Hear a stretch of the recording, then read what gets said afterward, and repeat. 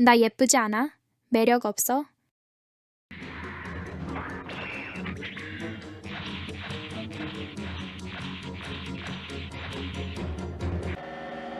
이번 리뷰할 제품은 건담 시드 극장판에 등장하는 HJ형 슈트룸입니다. 극 중에서는 아그네스 기벨라트가 탑승하는 기체죠. 모노아이 기체를 좋아하는 저로서는 이번 극장판 시리즈 중에서 가장 기대가 되었던 제품입니다. 런너부터 살펴보면 A 런너는 멀티컬러이고 라이플과 백팩의 일부 파츠가 있습니다. C 런너도 멀티컬러이고 어깨나 밑창 부분, 거기에 실드 파츠 일부가 있습니다. D 런너는 화이트 파츠들이고 다리 등의 외장 장갑 파츠들이고요. E 런너는 내부 관절 파츠들입니다. F1 런너는 라이트 블루 컬러이며 흉부, 스커트 아머 등의 파츠들이 들어있고요. F1 런너는 자항방패와 빔엑스 극 등의 레드 파츠들입니다. G 룸빔 이펙트, G 런너는 골드 파츠들로 되어 있습니다. XA1과 2, XB는 백팩인 볼레로에 사용되는 파츠들이고 사벨 이펙트와 폴리볼이 들어있습니다. 문제의 스티커입니다. 전작인 라이징 프리덤도 많다고 투덜거렸었는데 그냥 슈트룸은 그걸 능가하는 양이네요. 대부분이 백팩의 블루 라인을 보완해주는 거기는 한데 블레이드 안테나까지도 스티커를 붙이게 되어 있습니다. 본체 모습부터 살펴보면 전체적으로 화이트와 블루 컬러의 조합으로 되어 있어 상당히 밝은 컬러링으로 되어 있습니다. 백팩은 볼레로 S라고 하는 우주용 팩이라고 하네요. 설정상으로는 구프 이그나이티드의 후속기라고 하고요. 강이라는 이름을 붙인 만큼 헤드에서 마쿠베의 강의 모습을 어느 정도 가지고 있지만 보다 현대적인 디자인으로 설계되었네요. 본체에는 헤드의 양 사이드 블레이드 안테나와 기존 시리즈들처럼 양다리 바깥쪽의 덕트 부분에만 스티커가 들어가고 나머지는 대부분 파츠 분할로 되어 있습니다. 물론 반대로 백팩인 볼레로는 동봉 스티커의 90% 이상을 여기에 사용하게 되지요. 어깨 아머의 디자인이 원조강에 비해 상당히 달라진 거 말고는 본체의 모습은 원조강을 현대식으로 강화한 느낌입니다. 헤드 또한 원조강은 헤드 위쪽에 불이 나 있는 형상이었던 거에 비해 이 강 슈트룸은 원추형의 실루엣에 안테나도 2개이고요. 이 안테나와 얼굴 앞면 그리고 얼굴 뒷면 파츠가 분할되어 있는데 이왕이면 이 안테나도 분할해줬더라면 싶네요. 굳이 이걸 스티커를 붙이게 해두다니 반다이도 참. 모노아이는 내부에 몰드는 없고 스티커를 붙이게 되어 있지만 저는 형광 패널 라이너를 이용해서 칠해줬습니다. 모노아이 파츠 자체가 볼 조인트로 연결되기는 하지만 디오리진의 자쿠 등에 들어갔던 모노아이 좌우 이동 기믹은 없어서 굳이 이걸 움직이려면 핀셋 등을 사용해야 하더라고요. 흉부는 상당히 복잡한 조형이며 흉부 장갑의 각진 부분이나 등의 슬러스터, 후면 스커트의 슬러스터에는 따로 색 보완하는 스티커가 없어 좀 밋밋하네요. 만약 분할 도색할 포인트를 찾는다면 이런 부분이지 않을까요? 흉부에는 MMI T818 트리덴티 3총심 회전 빈기총이 내장되어 있다는 설정인데 이 가슴 커버는 교체식이 아니라 전개식이고요.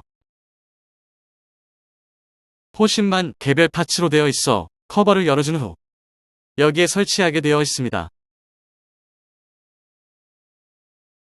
오랜만에 비너스 에이스의 가슴 미사일 발사 장면이 떠오르네요. 우주용 팩인 볼레로 S는 완전히 파츠 분할은 안 하겠다는 의지마저 보일 정도고요.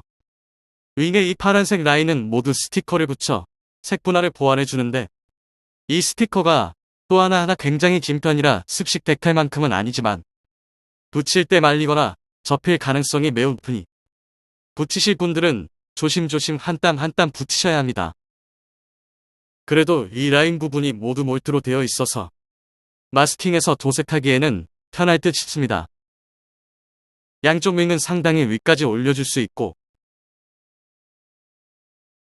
기부의 슬러스터 유닛은 회전과 전후 스윙 모두 가능합니다.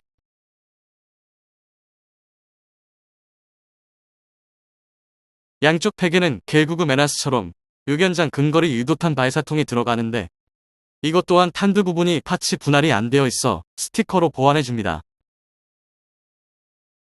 윙 안쪽에 슬러스터 유닛이 있는데 이거만 색이 좀 다르네요. 설정이랑 색이 다르다는 말도 있고요.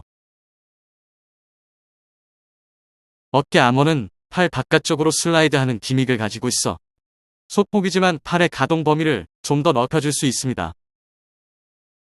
팔은 전완부에 슬레이어 휠이 내장된 버전이 기본 세팅이고요. 따로 편소는 들어있지 않습니다. 고관절 조인트는 심플하고 스윙 기믹은 따로 없고요.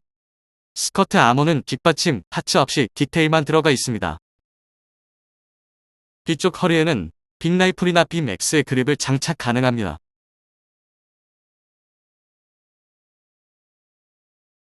원조향의 실루엣을 가장 많이 가지고 있는 게 아마 다리일 것 같네요. 특이한 게 이 좌우 파츠에서 무릎 앞 부분에만 언더게이트가 들어가 있는데 굳이 이거 하나로 코팅판이 나오려나 생각할 건 아닌 것 같네요. 그럼 이번엔 마구 꺾어서 가동을 한번 보겠습니다. 우선 기본적으로 이번 극장판 시리즈만큼의 가동성은 보이는 것 같더라고요. 단지 헤드는 목 양옆의 장갑 때문에 360도 회전은 안 되고요. 허리의 움직임이나 유지력이 너무 좋은 편이라 개인적으로는 부러워서 배가 아플 지경이고요. 제 허리도 이렇게 유연했으면 좋겠네요. 양옆으로 크게 스윙도 가능합니다. 어깨는 볼 조인트와 인출 기믹이 있어 상하좌우 모두 큰 폭으로 움직일 수 있습니다. 단지 다른 제품들처럼 인출 기믹이 눈에 띄지는 않습니다. 그래도 이 정도면 잘 움직이는 편이니 뭐. 팔도 다른 시리즈들만큼 잘 접어지고요. 단지 다리는 고관절 기믹이 기본형인데다 사이드 스커트가 방해해서 180도 벌리기는 안됩니다. 무릎 부분에 도출된 부분이 상당히 크기는 하지만 어느 정도 무릎 앉아 자세도 가능하고요. 전면으로 다리 올리기도 되기는 하지만 스윙 기믹이 없는 만큼 큰 폭은 아니네요. 다음은 무기들을 살펴보겠습니다. 우선 빅라이플은 스코프 안쪽에만 스티커가 들어가고요. 나머지는 특별한 기믹 없이 평범한 표준 라이플이네요. 보통의 킷들처럼 일반 그립을 잡고 서브 그립을 왼손에 잡아서 양손잡이도 가능하고요. 다음은 페로세칼의 빔 사벨. 무기들 이름마저 어렵네요. 이건 보통 때는 그립을 허리에 차고 있다가 꺼내서 사벨 이펙트만 끼워주면 됩니다.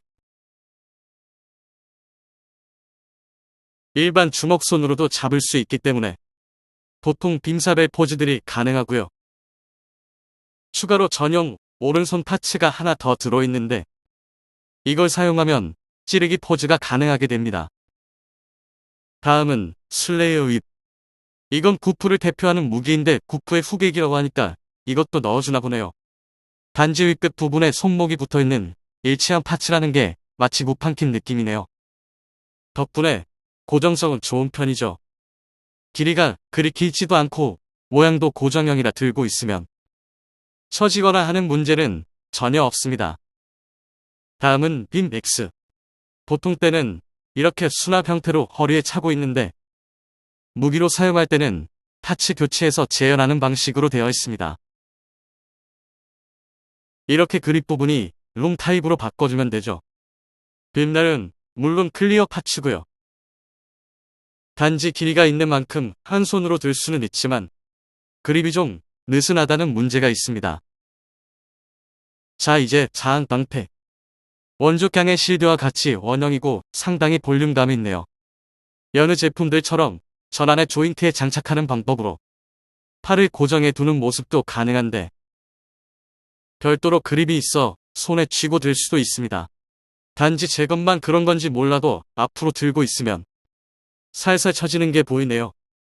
MG경도 못 들었는데 이것도 그런 건지. 여기에는 빙팔이 회전하는 모습의 이펙트를 장착할 수 있습니다. 안쪽에 3mm 조인트 구멍도 있어서 웨폰 베이스 이용해서 날리는 모습을 할 수도 있겠네요. 여기까지 해서 갱 슈트롬에 대해 살펴봤습니다. 리뷰하고 나니 지난주에 프리미엄 반다이로 예약받은 1타 전용기를 괜히 샀다는 생각이 드네요. 어차피 그것도 스티커 대환장의 파티일 텐데 말이죠. 그래도 스티커 부분만 어떻게 도색해서 보완해주면 충분히 멋진 kit이고요. 게다가 무기도 많은 만큼 이거 가지고 무기별로 세팅해서 그냥 슈트룸 부대를 만들어 보고도 싶네요.